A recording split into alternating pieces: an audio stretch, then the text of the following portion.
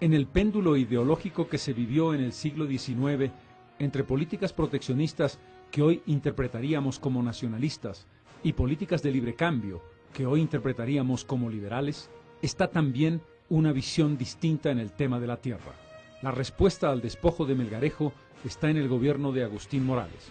Por iniciativa de Casimiro Corral, su ministro, aprueba la ley de 31 de julio del 71 que establece la devolución de todas las tierras de comunidad a pesar de los reclamos de los hacendados que habían comprado y exaccionado la tierra en el periodo anterior.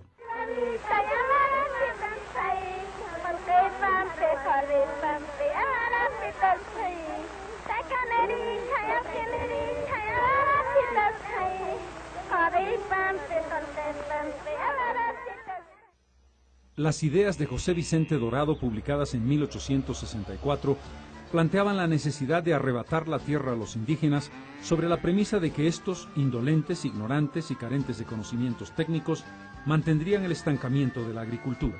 En cambio, los blancos progresistas mecanizarían el campo y lo harían más productivo.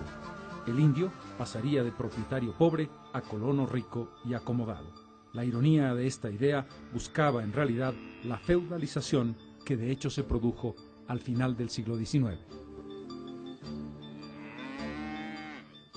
El 5 de octubre de 1874, Tomás Frías promulga la ley que se conoce como la de exvinculación. La base es el concepto de la propiedad individual. La ley reconoce la propiedad soberana y personal de los indios sobre su tierra, pero rompe la comunidad. Fractura la base de una relación secular del indio con la tierra que pasaba por la sayaña, parcela de tierra individual, dentro del ayllu, conjunto de tierras de varios comunarios no necesariamente colindantes entre sí, en una unidad como propiedad comunitaria indivisible.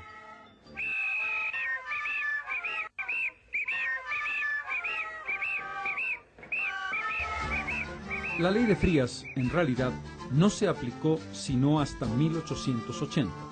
El 1 de octubre de ese año se decide una revisita que no es otra cosa que un grupo de funcionarios del Estado que van a medir la tierra, establecen sus títulos y abren algo muy importante, un mercado libre de compra y venta de tierras que en medio siglo desarticuló a las comunidades hasta reducirlas a menos de un 25% de su extensión original, ampliando el número de colonos semiesclavos por el pongueaje y una relación salarial de superexplotación a cambio de la reducción de los comunarios libres. En muy pocos años, el latifundio se convierte en un elemento fundamental del campo boliviano, que sin embargo no da como resultado ni una modernización ni una mecanización del agro, salvo algunas excepciones. En tanto, en las tierras bajas se ha desarrollado primero la explotación de la quina y después la explotación de la goma.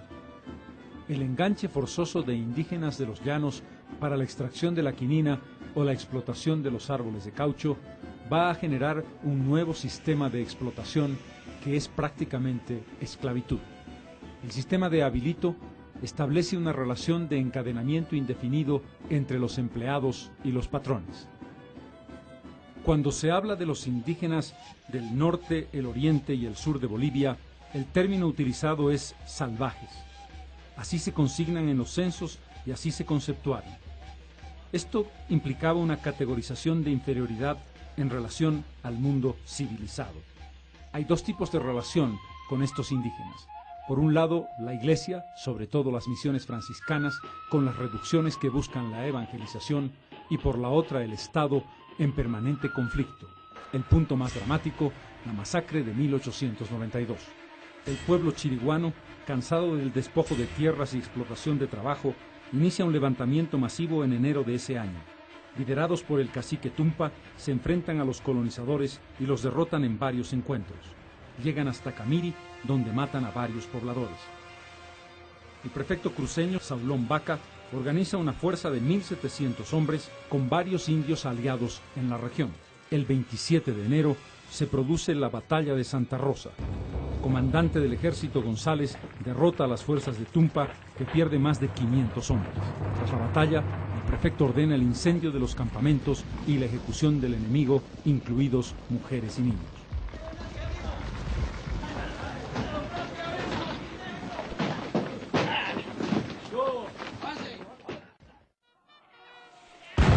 Pero el movimiento indígena más importante de la historia republicana coincide con la guerra federal entre el sur y el norte.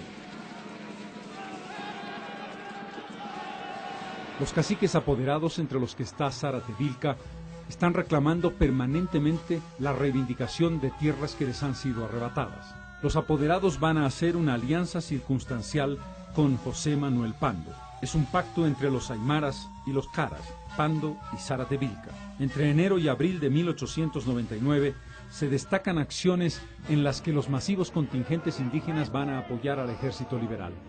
Pero en el interín se produce un levantamiento que se autonomiza totalmente del movimiento político de Pando.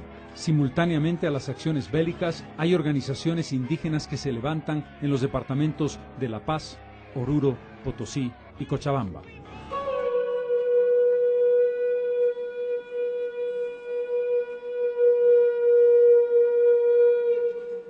El 1 de marzo de 1899, 130 efectivos del ejército liberal son vejados, torturados y asesinados en uno de los episodios más dramáticos de la historia, la masacre de Mohosa, protagonizada por las fuerzas indígenas de Lorenzo Ramírez.